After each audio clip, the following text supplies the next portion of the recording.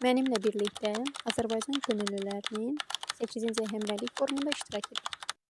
Burada zala daxil olduqdan sonra səhnənin çox yaxın yerdə oturmuşuq və tədbirin başlamasını səbirsizliklə gözləyirik.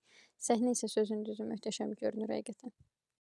Səhnə hazırlanan üçün çox həyəcanlı bir şəkildə tədbirin necə olacağı haqqında düşünürdük. Zaldakı bütün gənclər tədbiri böyük həyəcanla gözləyirdi. O enerji o qədər hiss olunurdu ki, mən də həmin anları çəkib bu ab-havanı vloqda göstərmək istədim. Burada isə istədim tədbir başlayana qədər zalı çəkim, həm də zaldakı gəncləri çəkim. Bu qədər insanın, bu qədər gəncin bu tədbirə maraq göstərməsi həqiqətən çox xoş idi. Bir neçə dəqiqə zalı göstərdikdən sonra bu tədbirdən əldə etdiyim ən dəyərli 2 insanı göstərəcəm sizə. İlk öncə dostum Ayşəni göstərirəm. Sonra isə dostum Arzunu göstərirəm. İkisi də həqiqətən çox gözəl insanlar idi. Tanışdığıma həqiqətən məmnun oldum. Və sonra yenə zalı və özümü çəkməyə davam edirəm. Və nəhayət tədbir başladı. Həqiqətən çox maraqlı videolar alındı. Onların enerjisi tamam başqa idi. İndi isə gəlin sizə bu tədbirdə necə qoşulduğumu qısaca danışım. Tədbir 4 dekabr 2025-ci ildə təşkil olunmuşdu və həmin gün dərsim olmadığı üçün asudə vaxtımı daha səmərəli keçirmək istədim.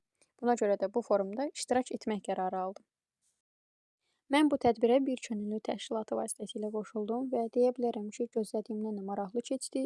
Həm ab-hava, həm də keçirilən tədbir həqiqətən çox xoşuma gəldi. Tədbirdə gənclər üçün vacib məsləhətləri verən təşkilatçılar bizi həqiqətən çox motivasiya etdi. Bu tədbirdən sonra həqiqətən təmənnasız şəkildə könüllü olaraq bir çox tədbirlərdə fəaliyyət göstərmək istədim. Ona görə düşünürəm ki, belə tədbirlər sayəsində bir çox gənc ilhamlanır və asudə vaxtını səmərəli istifadə etməyi öyrənir. Təbii ki, bununla da bitmir. 5 dekabr könüllülər günü olduğu üçün əyləncəli ab-hava davam etdi və çox maraqlı çıxışlar oldu. Məncə bu tədbir mənə könüllü kimi fəaliyyət göstərməyi niyə bu qədər sevdiyimi həm göstərdi, həm də sözün əsl mənasında hiss etdirdi. Mükəmməl ifaları ilə tanınan Alim Qasımov və Fərqanə Qasımova da bu gözəl tədbir günündə bizə dəstək oldular və həqiqətən qürur hissi yaşatdılar. Elə bir an idi ki, nə yaxşı ki, bu tədbirdə könüllü kimi iştirak etmişəm deyə düşündüm. Onlara həqiqətən çox təşəkkür edirəm.